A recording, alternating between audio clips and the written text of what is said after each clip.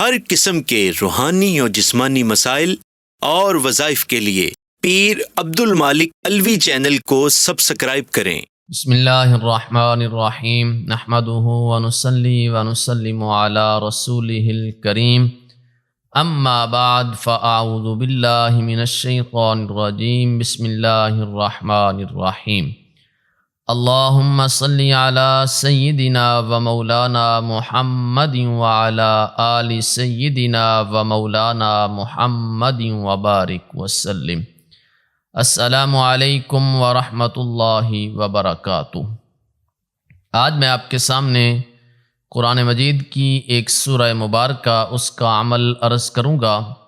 یہ اکثر یہ بات پوچھی جاتی ہے کہ شادی میں یا تو کوئی رکاوٹ ہے یا شادی میں کوئی نہ کوئی ایسا مسئلہ کھڑا ہوتا ہے کہ جس وجہ سے میری شادی کی بات چلتی ہے لیکن وہ شادی ہوتی نہیں، اس سے پہلے وہ رشتہ ٹوٹ جاتا ہے۔ ایسا بھی ہوتا ہے، دیکھنے کے لیے آئے، دیکھا اور دیکھنے کے بعد واپس گئے، ہم آپ کو بتائیں گے لیکن بعد میں کوئی جواب نہیں ملتا۔ اسی طرح منگنی ہوئی ہے، منگنی ہونے کے بعد منگنی ٹوٹ گئی ہے۔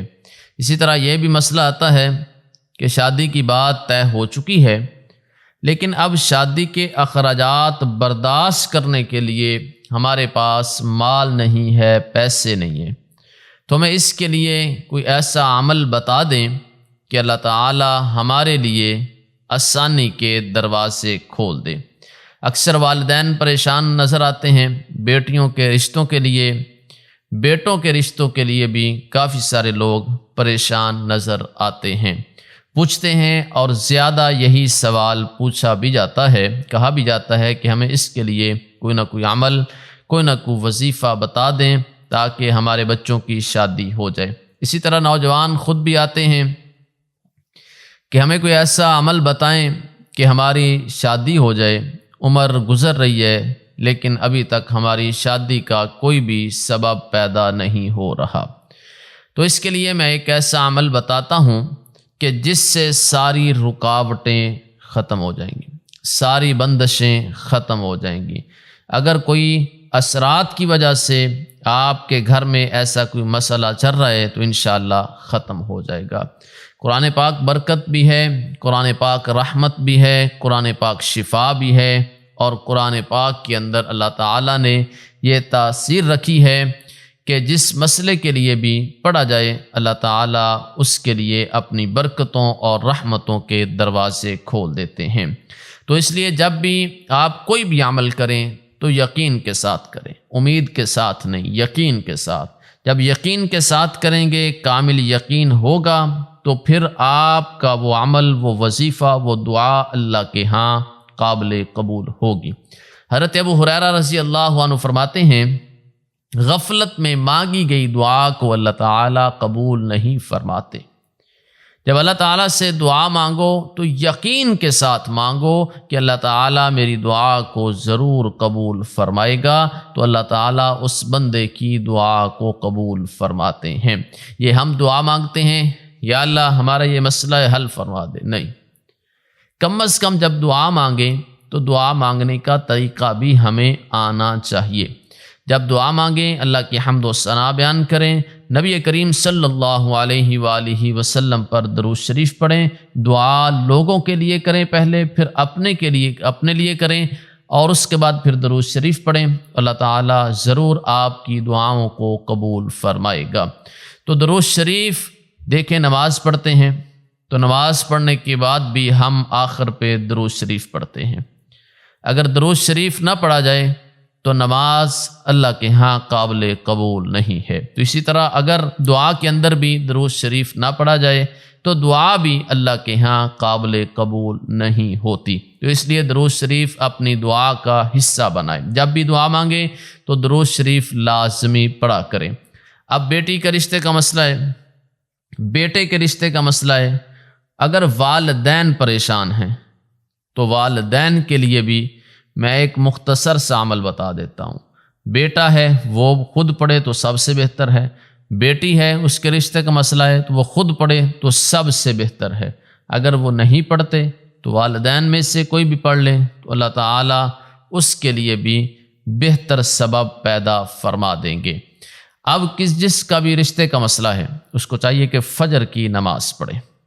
فجر کی نماز پڑھنے کے فوراً بعد آپ نے 11 مرتبہ درود ابراہیمی پڑھنا ہے، اس کے بعد 60 مرتبہ آپ نے سورۃ التین پڑھنی ہے، والتین والزیتون وطور سینین وہذا البلد الامین لقد خلقنا الانسان فی احسن تقویم ثم رددناه اسفل سافلین الا الذین آمنوا وعملوا الصالحات فلهم اجر غیر ممنون فما يكذبك بعد بالدین الیس اللہ باحکم الحاکمین۔ اب پھر آپ نے 11 مرتبہ درود ابراہیمی پڑھنا ہے۔ آپ نے یہ عمل 40 دن کرنا ہے۔ فجر کی نماز کے بعد بچوں کے رشتوں کا مسئلہ ہے، ماں پڑھ لے باپ پڑھ لے، اگر بیٹے کا جوان کا نوجوان کا خود مسئلہ ہے تو وہ خود پڑھے، سب سے بہتر ہے۔ بیٹی کے رشتے کا مسئلہ ہے وہ خود پڑھے تو انشاءاللہ 40 دن کے اندر اللہ تعالیٰ اس کی شادی کے لیے بہترین سبب پیدا فرما دیں گے، صرف 40 دن۔ تو آزمودہ یہ عمل ہے، بہترین قرآنی عمل ہے، تو آپ نے اس عمل کو کرنا ہے۔ اگر آپ کے ساتھ بھی شادی کی رکاوٹ کا کوئی بھی مسئلہ چل رہا ہے، منگنی ہوتی ہے ٹوٹ جاتی ہے، رشتہ دیکھنے آتے ہیں دیکھ کر چلے جاتے ہیں، جواب نہیں دیتے، رشتہ ہو گیا ہے اب شادی کے اخراجات نہیں ہیں، یہ ساری رکاوٹیں انشاءاللہ ختم ہو جائیں گی، جتنے مسائل ہیں وہ سارے ختم ہو جائیں گے۔